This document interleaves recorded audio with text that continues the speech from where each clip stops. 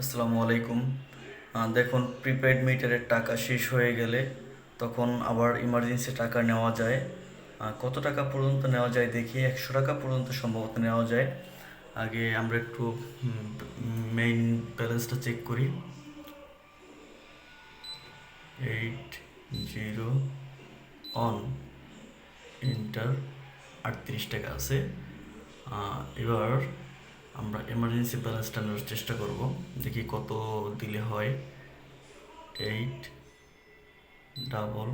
On okay, লেখা আসছে success. এইবার আমরা একটু ব্যালেন্সটা চেক করি। 80 অন ওকে, 38 টাকা। আর এমার্জেন্সি ব্যালেন্স আছে কত দেখি। 8 অন 0, এই যে 200 টাকা এমার্জেন্সি দিছে। আল্লাহ, আমি তো মনে করছিলাম 100 টাকা, 200 টাকা দিছে। আর মেইন ব্যালেন্স আছে 80 অন, হ্যাঁ 38 টাকা। এভাবেই আপনারা যদি প্রিপেড মিটারের টাকা শেষ হয়ে যায়, এভাবে আপনারা ইচ্ছা করলে এমার্জেন্সি ব্যালেন্স নিতে পারেন। ধন্যবাদ।